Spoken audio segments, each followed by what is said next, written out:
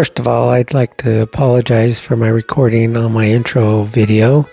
I guess you get what you pay for, and I got a cheap microphone and software, and so I upgraded all that, and hopefully you'll be able to understand me a little bit more. It took us more than a year to plan this Japan trip, and thanks to Katherine Johnson from Inside Japan, we were able to discuss all the things that we wanted to go and see in Japan.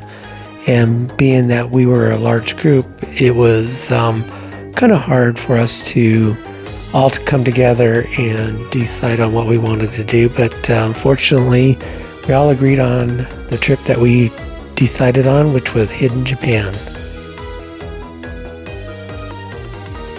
If you've already noticed, in some of our videos and pictures, we have these cutouts of Carrie and Marcus in the pictures and videos with us, and that was because they were originally supposed to come with us, but unfortunately Marcus came down with this illness, and so he and Carrie were unable to join us on this trip. But in our own way, we wanted them to experience this with us, and so we basically told them every day what we were doing, and they went on YouTube and looked up the area and experienced it through YouTube and virtually with us, and also by the pictures that we sent them. As far as Wi-Fi connection, we chose to go with Inside Japan's company called Pupuru, and yes, that's the name of it, Pupuru.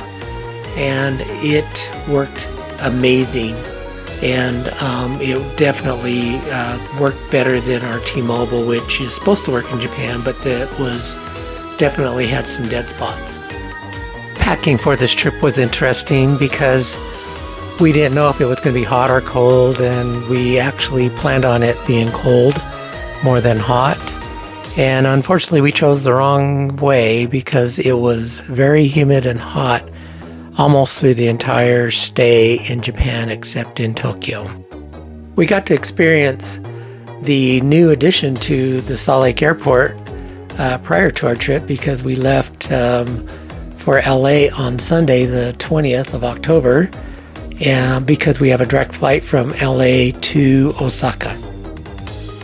We stayed at the Los Angeles Airport Hilton, which was basically a 5-minute ride from their shuttle bus, and it was a pleasant place to stay for one night, and we met Vicky and Glenn there.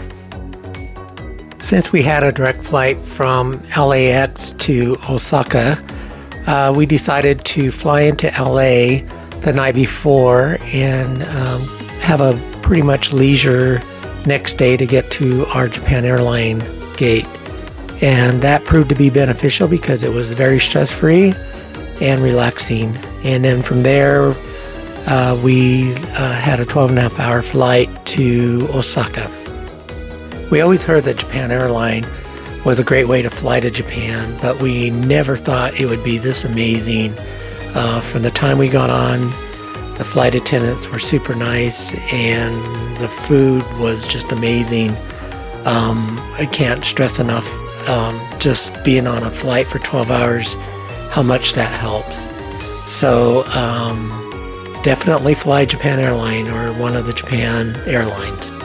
It was a pleasant surprise to see someone waiting for us to take us to our hotel in Kyoto after getting through customs and a 12.5-hour flight.